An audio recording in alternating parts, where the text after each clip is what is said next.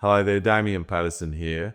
I'm the CEO and founder of Integrity Property Investment, which is a veteran-owned and veteran-employing company that helps serving members and ex-serving members and their families to get into property and to grow their property portfolios and secure their financial future. Today, I have the honour of introducing the next instalment from this story, Australia, which is about Lieutenant Colonel retired Bob Aley. Bob joined the Army in 1970 and graduated from Dutch Roon and then did 20 years service, as well as having a very interesting service after his time in the Australian Army. Bob was the Governor General's aide-de-camp and was actually interviewed on the day that they fired the Prime Minister and started work the very next day. Bob went on after the Army to also serve in various roles and has had a very successful career and demonstrates what's possible for people once they leave the military as well. I hope you enjoy this installment. Please support This Story Australia however you can. Donate, follow the page, share this post, and please enjoy. Cheers.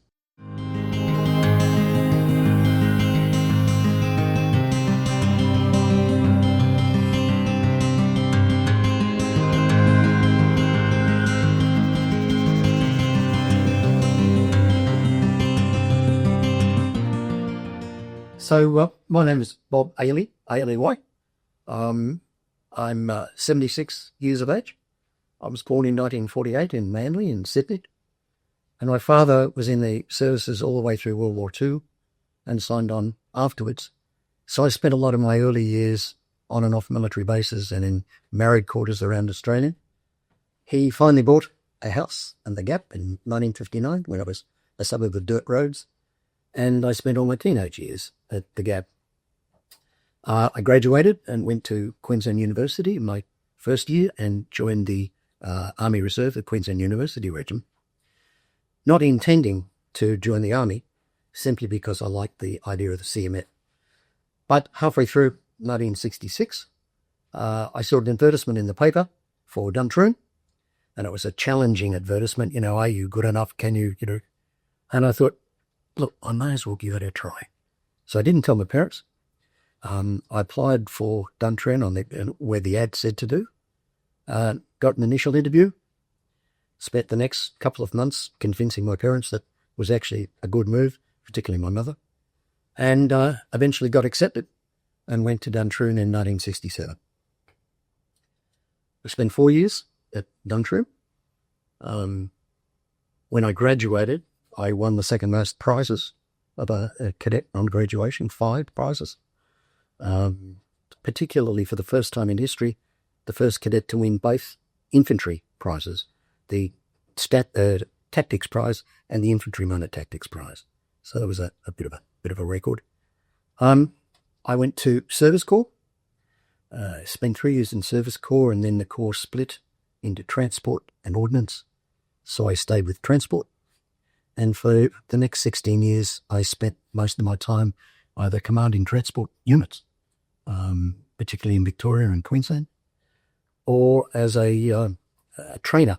And I spent a lot of my years training young officers and warrant officers at the school in Puckapunyal in Victoria. In 1972, Whitlam was elected, December 72. And for a period of months, with a Tasmanian, the two of them ran Australia. They did not have any ministries. That they basically, the two of them, made all the decisions because this was its time, and such huge relief that the Labor Party was in power that the euphoria of the win just got away from them. They then started to spend, hired public servants like you wouldn't believe, spent money like it was going out of style. So 72, 73, 74, the money that the Labor government was spending was out of control. By the late 74, early 75 came around, the government needed to continue to fund its expenditure. There'd been a few episodes in the press that showed the government up in a bad light. But there was a gentleman called Rex O'Connor, and O'Connor was the finance guy. And so O'Connor thought that the way to do this was to go overseas and borrow money from overseas at a usurial rate and bring this money in to enable government to continue spending.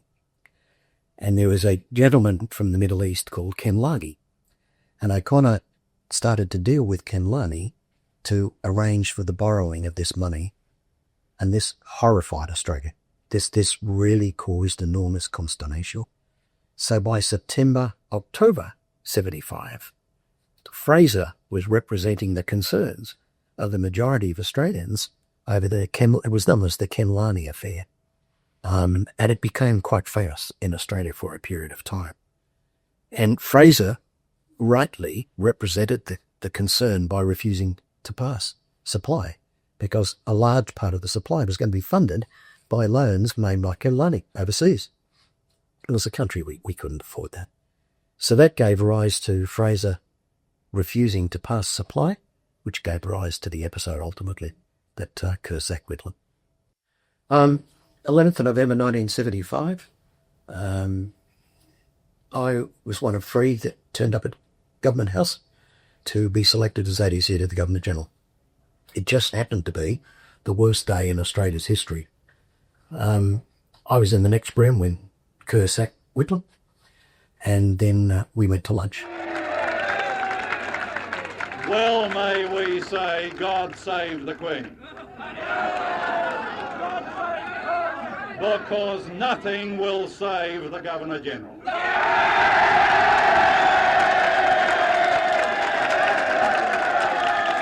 And I sat opposite John Kerr at the lunch table, about 12 of us at lunch. David Smith, the official secretary, and a few others. And we talked about all sorts of things. The rest of the world, Australia is falling to pieces outside. It is chaos. And we're sitting there quietly having a wine and having a chat and a talk, completely oblivious to what's going on outside. 2/3 of the way through lunch, Kerr said to David Smith, do you think Her Majesty could be awake yet? And David said, yes, sir, but Michael will be. So I'll ring Michael and get him to put a little note on her tray when she wakes up. So I watched David Smith walk into the butler's pantry directly opposite where I was sitting, pick up the phone and ring Buckingham Palace and talk to Michael Heseltine and say, when the Queen wakes up, tell her she's got a different Prime Minister in Australia, and sort of hung up. And so we continued to talk for a little while. And towards, I guess, 1:30, 1:45, Kerr said to David, well, David, I think it's about time for you to go. And he said, yes, Your Excellency, yes, I'll prepare myself and I'll head off. And it was from there that David Smith went to the steps of the old Parliament House and made the speech announcing that dismissal of Whitlam. And Whitlam then said, God save the Queen, because nothing will save the Governor-General. Famous speech that he made. And I spent the afternoon talking to Kerr because the reason Whitlam got dismissed was the failure to provide supply. Supply being the government bill that enables the coffers to spend for the next 12 months. And Malcolm Fraser had obstructed supply and Whitlam couldn't get it through. The Defence Force was told by Whitlam, go to the banks, go to your local bank, speak to the manager, borrow as much money as you needed to tide you over through Christmas to buy food and Christmas presents, and we'll get the supply through by January, at which stage we'll provide you some back pay and you can, forgetting that in fact banks charge interest. And so no matter what you borrowed, you're going to have to pay back plus interest in January if they were going to do that. And I think the wife of every Australian serviceman must have rung their husband over those 2 to 3 weeks. They were panicking.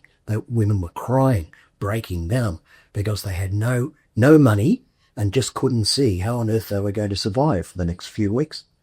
We were on exercise in New South Wales at the time, just before I went to Government House. And we almost had a riot. Our soldiers downed tools and demanded that they talk to us. And so one night we had a bonfire, and I had all the soldiers all the way around, 70 or 80 of them, more. And the major in charge of the squadron, and myself, the 2IC captain. And we stood and we talked to the diggers for a couple of hours. And the diggers were panicking. Their wives had been on to them, where do we get the money? How do we survive? It was really at the point where the Defence Department was just about to nail tools. So I'm at Government House in the afternoon. Kerr calls me in. I sit down and start talking to him, just interviewing me, what was I like and so on. And part of the way through the discussion, I said to him, "Sir, look, I have to say to you, this happened to us last week. Almost right, blah, blah, blah. And the concern amongst the Defence Force is palpable. Everyone is completely stressed by the situation. So what you've just done will believe every single Defence Force serviceman and make them so much happier and just reduce the stress levels of the whole of the Defence Force. So may I congratulate you, because I think what you've just done is excellent." And Kerr looked at me and he said, "Well, thank you, Bob. I appreciate that." And then we started talking about some other things. What's interesting, and it amazed me, in 1980, I was the Australian student at the Indian Defence Services Staff College. And in the first month, we had to each get up and give a 15-minute speech to the assembled students on any subject. And because I had to know the Kerr dismissal backwards, I gave mine on dismissal of Kerr. And so I spoke for exactly 15 minutes. The bell rang and I started to say, "Are there any questions?" And I'd covered Kinlani and I'd explained all the background. What amazed me was the depth of knowledge that the Indian students had about Australian politics and Kinlani in particular. And I must have had 15 questions by other students, everyone's a major, all sitting in the class, asking questions about Kinlani, where did he come from and how did this apply, blah. And afterwards I thought, we think in Australia that we're isolated and ignorant and the rest of the world doesn't give a damn. In 1980, these students knew intimately the setup within Australian politics, and I was absolutely amazed at that. I got out December 1986. The two significant things I think about my service is that, firstly, I was the first logistics officer to be the ADC to the Governor-General, and my first day was the 11th of November 1975, and I spent the next 12 months keeping the Governor-General safe from all the riots and demonstrations we went to around Australia.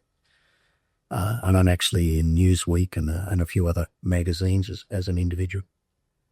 And I think the other thing was that in 1980, I was selected to go to the Indian Defence Services Staff College, and that's one of the top 4 staff colleges in the world. And I was the Australian student that got sent there, first truckie to go. Came 10th out of 450, mainly because I couldn't be bothered studying. Otherwise I would have got a higher mark. But a fascinating year, an incredible year. As I said, I then came back to Canberra for 3 years, Sydney for 3 years, and then got out in 86. I didn't know what I was going to do when I got out. Like, the reason I got out, and so did many of my classmates, was that nothing was happening. There were no wars, no overseas trips, no travel, and we were all faced with going to Canberra and just spending years behind desks. And there was no way that I wanted to do that. I was too invigorated. So I then began a series of jobs that were primarily 6 to 8 months, principally consulting jobs. I worked for the New South Wales TAB. I worked for a national financial services company. I set up the Defence Services Housing for New South Wales as a project, working out of Victoria Marix in Sydney. My wife and I then decided we would go to Canberra. Spent 5 years in Canberra doing a variety of consulting assignments. Partner of mine and I set up a human resources company, a software company, and I spent the next 4 years with him growing it from 3 people to 25, turned over $4.5 million. And I was the international director, marketing it overseas through Singapore and the Middle East. I spent 2 years with that company restructuring the Kuwait Navy after the first Gulf War, travelling backwards and forwards to Kuwait. I then came back to Australia and set up my own consulting company, Workforce Consulting, with 4 of my business partners. And we spent 2 years doing that consulting, at which stage I was approached by IBM to buy the company as the basis of their small business consulting practice. So we sold the company to IBM. My 4 partners went to IBM, and I was headhunted to join Boral. And I became the Group General Manager Human Resources for the whole of the Australian side of the Boral organisation. And there was no human resources person in that part of the company ever. So I walked in on a Thursday, sat down at my desk, and people started knocking on my door. "Oh, you're the new HR guy, but boy, have we got a problem for you." So I spent 2 years doing all of that. Unfortunately, I had a then managing director who was corrupt, and I kept talking to Tony Berg, who was the global head of Boral at the time that I worked to, and I said, "Look, this guy is just cheating the company. You've got to get rid of him." They refused to. So I said, either he goes or I do, and they weren't going to move him. So I resigned from Boral. I spent the next 5 years, doing a number of 6-month to 12-month consultancies as a management consultant for a variety of smaller companies. In 2002, I was the national head of human resource consulting for a recruitment practice Australia-wide. And December 2002, I was watching my son do springboard diving out at the Olympic Park. He was the Australian schoolboys springboard and platform diving champion. And so we was the Thursday afternoon doing his diving. And my phone rang. And this Indian voice said, "My name is Sidhu, and I'm ringing from Bahrain. And I would like you to come as a management consultant to Bahrain to restructure the immigration department." And I remember saying, "Graham, that's the worst Indian accent I've ever heard." No, I really haven't said to, and I really ring. I said, "Okay, here's my email address. When I get home, if there's an email from you, we'll go further."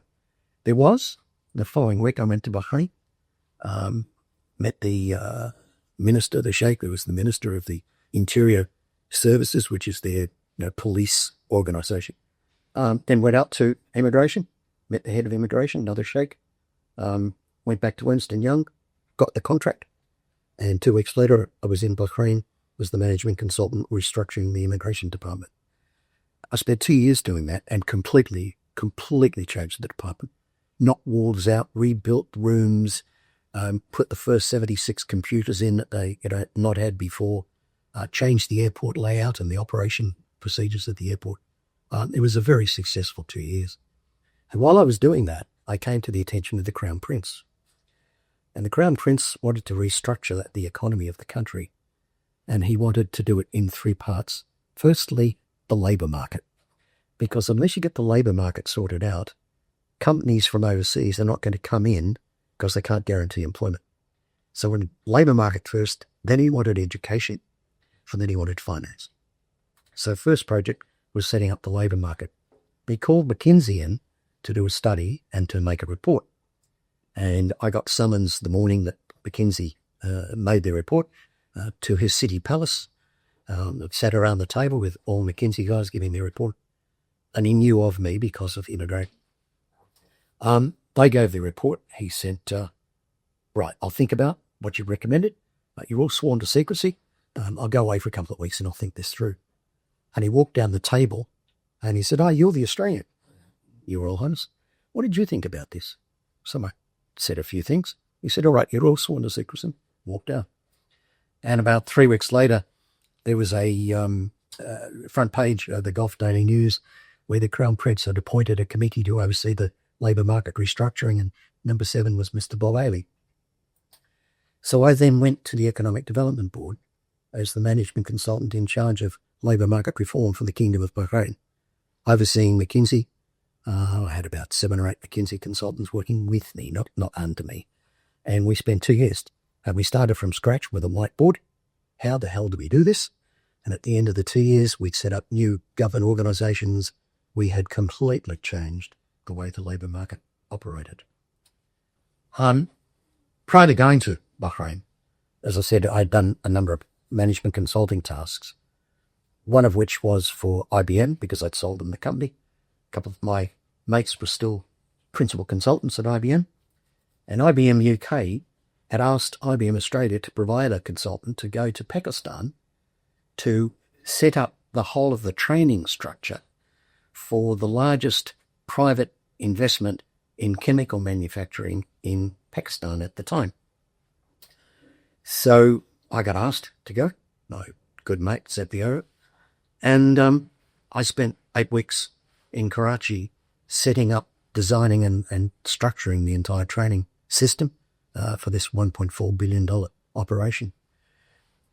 Every morning we would go to breakfast, and this particular morning these 4 Americans were sitting at the table nearby, and they were accountants who were auditing a petroleum firm that was on the way to IBM, which was down at the port. So I used to see them, and they'd drive out. I'd get a little nondescript hotel car, follow them along. They drove a Nissan Cedric. I don't know whether you know a Nissan Cedric, but in the 1960s, it was the Mercedes-Benz of all sorts of cars. It was a beautiful car. And they had 2 of these these Nissan Cedrics. So this particular morning, these guys come into their Nissan Cedric and drove through the intersection, and there's a set of traffic lights right at the hotel. I need to explain earlier that there were 2 World Trade Center bombers. And the first one was a sheikh and his offsider who put the car in the car park underneath the World Trade Center and detonated the car. And it took them years, but the Americans eventually found this sheikh and took him to trial. And on the front page of the papers in Karachi, there was an announcement by terrorist groups that if you convict the sheikh of the bombing, we'll conduct retribution. The previous day, the sheikh had been convicted. So the following morning, Nissan Cedric drives through the traffic lights. I propped slightly to get behind them, and immediately opposite the traffic lights there was a railway bridge over the main railway lines in the north of Pakistan. And as we came over the railway bridge, 2 guys on a scooter came out of a side street with machine guns and started machine gunning their car and my car, and killed the 4 accountants and the driver of the Nissan Cedric in front. And my car started to get a few bullets. Unfortunately, my driver was ex-military, so I said, "Can get that out of here," which we did, spun around on our side, got out of the main line. I got back to IBM at the port, and they weren't sure because I was IBM, and IBM is an American company. They weren't sure whether I was the target or whether these 4 accountants were the target. So I spent the next day and a half hidden in a hotel room on the off chance that it was me, and eventually flew out about 2 a.m. the morning after via Philippines and got back to Australia. I still don't know to this day whether it was me or them. I prefer to think it was them. But yeah, an interesting episode. I finished at the Economic Development Board. Politics started to get in the way. We'd done everything we needed to do. It started to become a day-to-day operation. And I had done a lot of work with passports in Bahrain, particularly when I was at the Economic Development, the Immigration Department for 2 years. I'd redesigned their passport, put in a new passport, new structures, new design. And I got to know the company De La Rue out of the UK, which was the world's largest identity systems company. I got a phone call from De La Rue, from the managing director of the Identity Systems Division, who asked me to come to lunch in London, the Roll Automobile Club. He had something he wanted to talk to me about. And it was my birthday the following weekend. So I thought, I'll shop myself a birthday present. I'll fly to London, spend the weekend in London, which I did. Met up at the Royal Automobile Club. And their proposal was that I become the management consultant in charge of identity systems consulting for whole of Asia Pacific.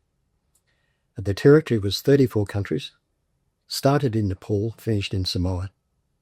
And my job was to sell passports, upgrade identity systems, upgrade passport design, right across the region.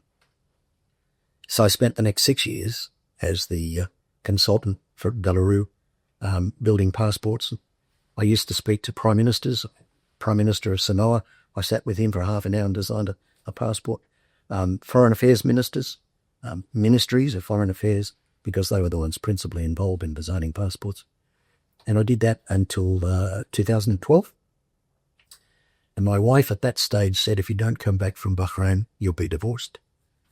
So I turned around and came back, principally because my kids were at the top public schools in Sydney, private schools in Sydney, and there was no equivalent in Bahrain.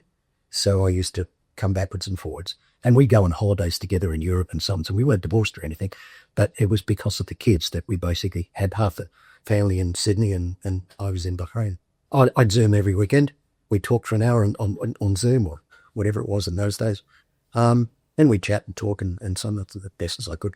My biggest regret was that I had a son who was in his teenage years at that stage, and I missed a fair bit of his week to week growing up, even though we love each other, and I still regret that to this day.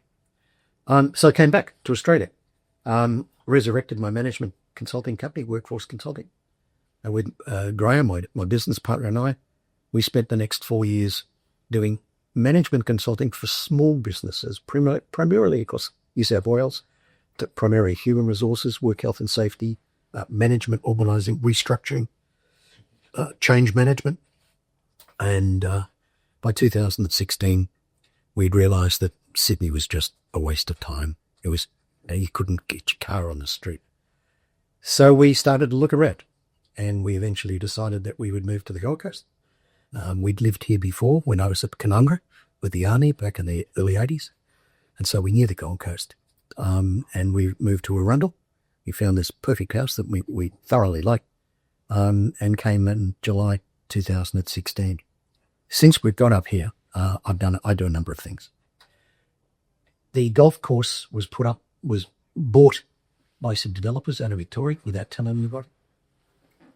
And they put forward a proposal to build 380 houses on the golf course. And so a group of us got together and we formed the Arundel Hills Community Association, Inc. And we're fighting to have the development cancelled. And there are a number of issues around that over the last 2 years. We go before Land and Environment Court on the 3rd of March for the first formal hearing. And we'll see what happens from there. I'm also an independent director of the Australian Institute of Paramedic Practitioners. I know nothing about paramedicine, but I'm their governance guy. So I set up ASIC and I provide the wise head on old shoulders because all my other board directors are all paramedics and therefore have no real exposure to the way our business is structured and operate. So I provide that sort of background for them. In fact, we're meeting Monday night. The thing that I most enjoy is that I'm a chair of mentors for an organisation called the Queensland Government's Mentors for Growth program. And Mentors for Growth is where small and medium businesses phone in to the government, to a particular organisation, and register themselves to receive mentoring by 1 or 2 or 3 mentors for a period of 45 minutes to an hour over a variety of business issues that they might have. They just don't know how to solve them, what to do with it. So I've done probably the second most mentoring sessions. I've done over 250 in the last 6 years or thereabouts. And I'm a go-to guy. I've been all around Queensland. They send me to Mount Isa or they send me to Hewenden or Longreach to do mentoring sessions out in the country. Thoroughly enjoy it.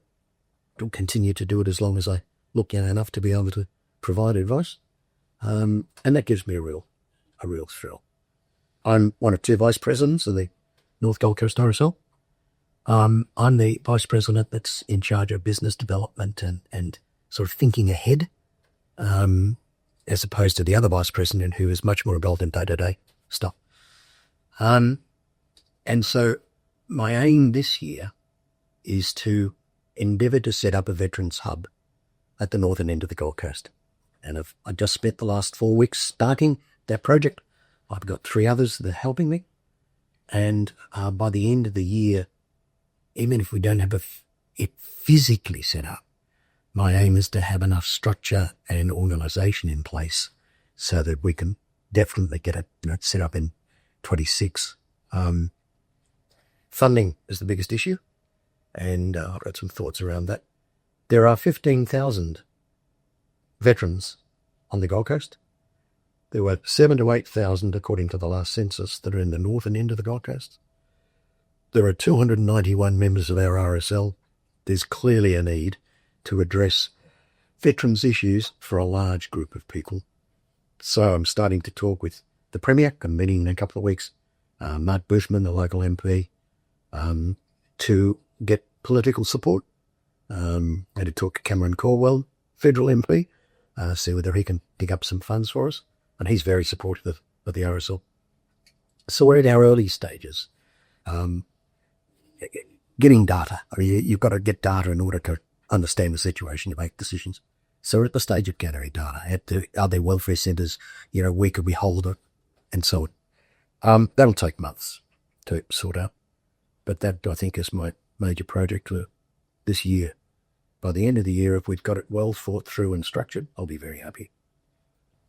I've had a number of episodes in my life where honesty has played a significant part. And if someone said to me, what is the best, culturally the most significant thing that you could offer, I would have to say, be honest. Boral, as I think I said, the managing director I worked for was clearly dishonest. And it was a case of he leaves or I leave, and he's not leaving, and I am not going to tolerate the dishonesty that continues to exist. So I believe being honest in everything you do, in your day-to-day dealings, but also more importantly in the longer-term perspective of what you're involved in, is significant. If you're not honest, then I don't care what other values you've got, you fail significantly. And I think from that, it leads into trust. If you work with people you trust, if you trust a situation, if you trust an organisation, then you're going to achieve much more. There are many people who get involved in all sorts of organisations, but the inherent trust isn't there. And without that trust, you're wasting your time. So if you were to ask me, what are the two key learnings in life, I would say honesty and trust.